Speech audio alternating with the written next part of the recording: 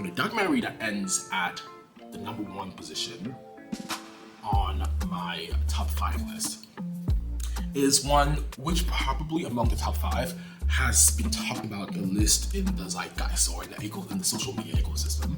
But I think it's the one which for me was the better produced, the most efficiently done, because it's only 45 minutes and we're always here for that.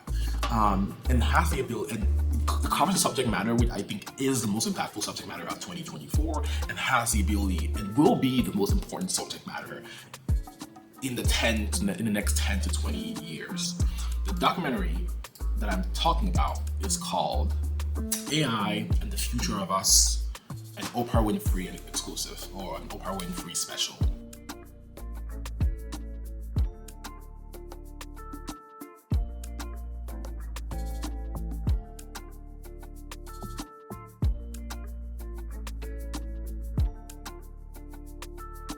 The biggest portion of this documentary is an interview between Oprah and Sam Altman.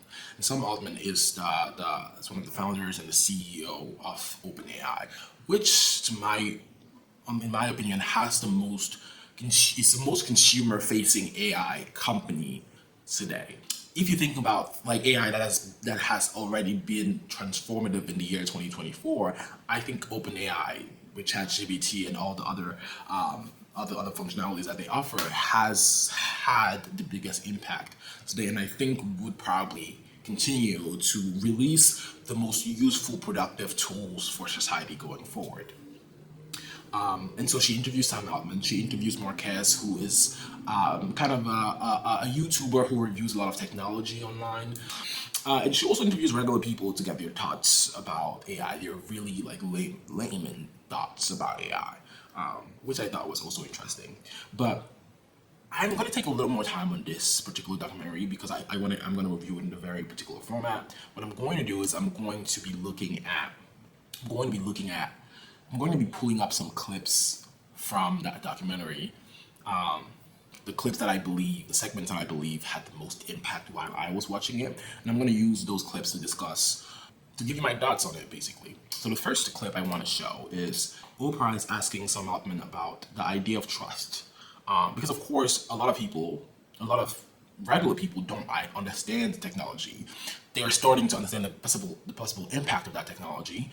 But in order for us to trust technology in general, the way in which we trust technology depends almost entirely on whether or not we trust the people implementing the technology, the people creating the technology, and the people leading the firms who create that technology. And so Oprah asks Sam Altman about that, about basically why we should trust him. A difficult question to answer, for sure, but a necessary one. So let's watch that. Bottom line for, I think, most people is whether or not you can trust the people who are in charge. And I know you went through a phase where your own board said, we don't trust you. And then you got yourself another board. How do we know we can trust you?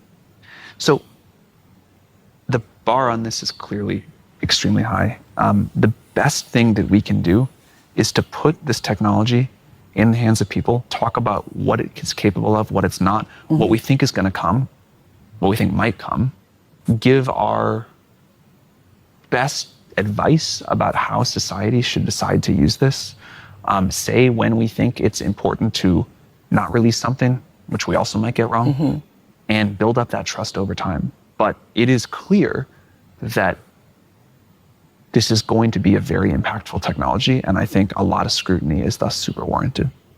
Yes, that's the clip. Like I said, it's a difficult question to answer. Like, why should we trust you? I was thinking about, like, for me, like, I wasn't satisfied by the answer, clearly.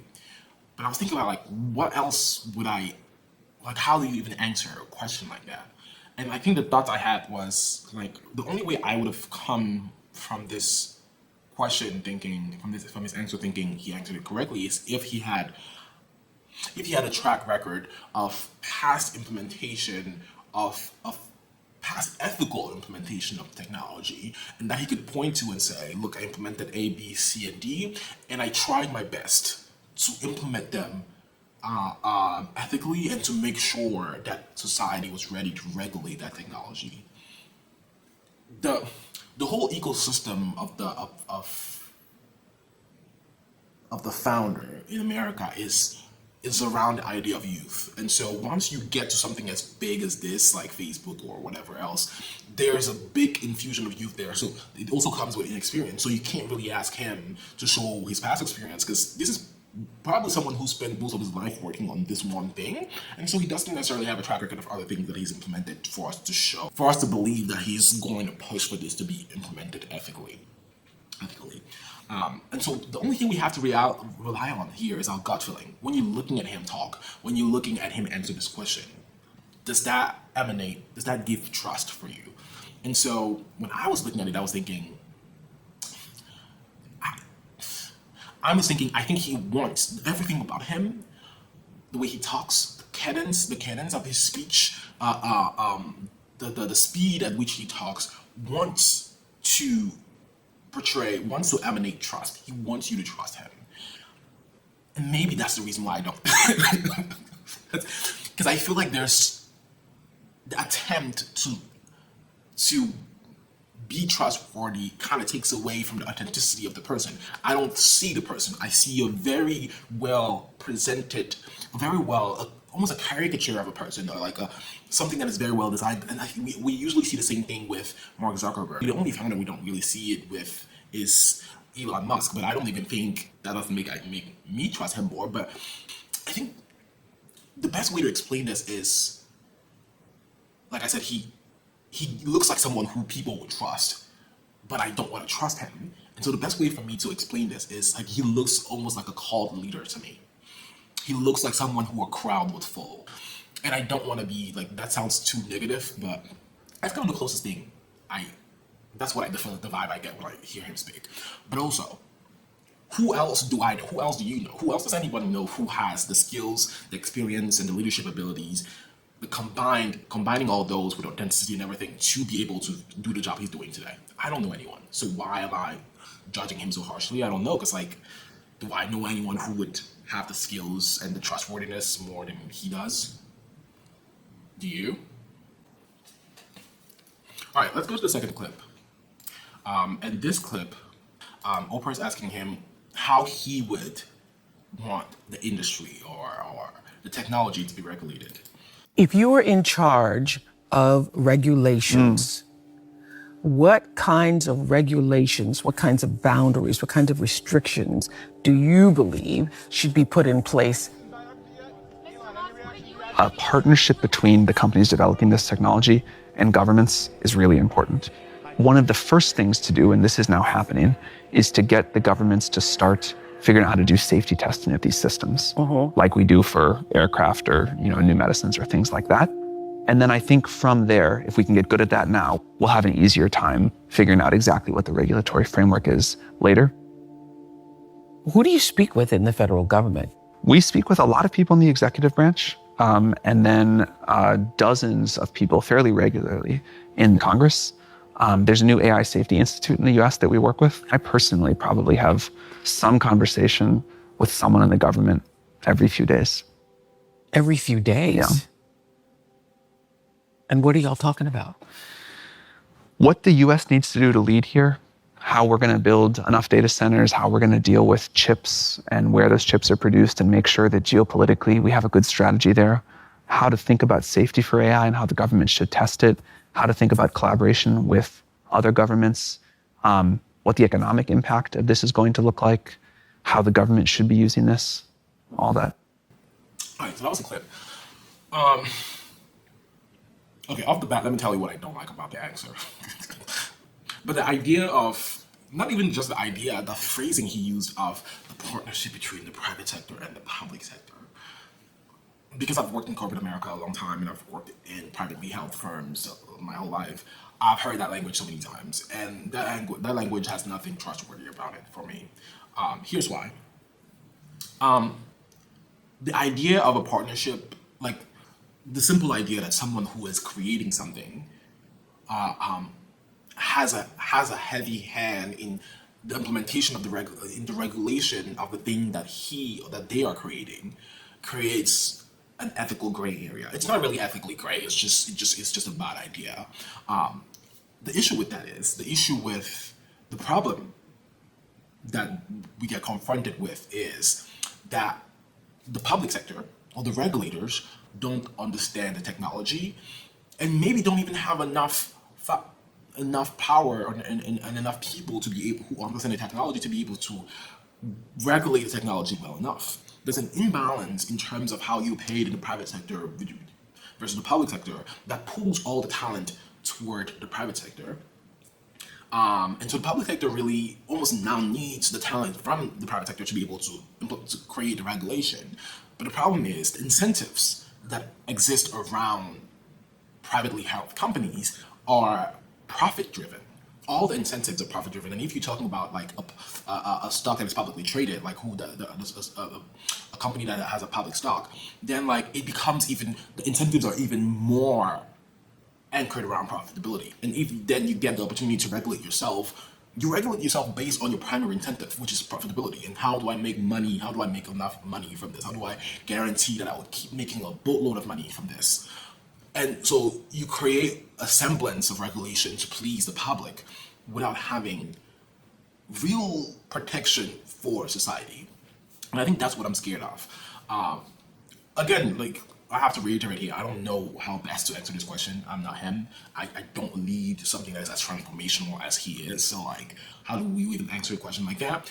But I think even if there is a partnership between the public and private sector, which I feel like at this point that's like what we're gonna have regardless, because like we're getting people from the private sector being employed by the government now and almost running it like Elon, which is like out of this world. But last clip I want to talk about is the idea which has become very controversial in the year of our Lord 2024, is the idea of inclusion or the idea of representation in the implementation and the creation of something as monumental as artificial intelligence. It's a very small section of the clip of the documentary because it's a controversial issue, which is wild that representation and inclusion has become such a controversial issue. But Oprah is asking him about that. Let's watch that. The industry is dominated by a lot of people who look like you, male and white, and very few who look like me. Yeah. Are there any thoughts about how to address that? Yeah. Obviously, we want everybody to see themselves in our products. We also want the industry workforce to be much more diverse than it is. And there's slower than we'd like progress, but there is progress there. The most important thing that will happen here is everyone in the world will be able to create at a level that is still hard for us to imagine. This is gonna be an enabler of human ability to create, to flourish, to make new things, to create new companies and services like we've never seen. And we want everybody to get to do that, not just the white dudes. Yeah. Oh, that pause at the end was funny. Yeah. What do I think about that? I don't like the fact that he pivoted so quickly away from the question. And so, like, what I've realized when you ask people who don't want to answer the question of inclusion, because, like, not because they might be personally, like, not for the idea of inclusion, not because, like, they have personal feelings about it, but because they understand the ecosystem in which they are, and they, like, it's no longer a positive thing, especially for the next 4 years. It will no longer be a positive thing to even appear like you are really for the idea of inclusion or representation in whatever industry you're in. But what you realize with people who have a hard time answering that question is what they would usually do is they would acknowledge that there's an issue and pivot quickly away from the issue to cover something maybe adjacent to it. And so that's what he did there. And like the reason I laughed while the video was playing is I recognized the pivot very quickly, and like my body language was changed by the pivot. Like I was like, okay, and what was funny about that is when my body language changed because of the pivot, I realized that Oprah had changed as well. So I feel like people understand when you're like, I'm not gonna answer this. It's like, yeah, sure, we get it. And even the pause she had at the end of his answer, like, you're not gonna answer this. Let me just move on. So yeah, I don't really have thoughts on this clip. Society is what society is today, and I think what people need to understand is that this country is reverting to who it was at its founding, and who it was at its founding didn't really make space for other people, and didn't really yeah, it didn't really make space for people who didn't look a certain way and who weren't part of a certain group. And so it's reverting to that, perhaps an altered version of that. But that's just, yeah, and that's all for me today. Please like, comment, share, and subscribe. And please amplify voices like mine if you feel like voices like mine are worth amplifying. Thank you, and I'll see you next time.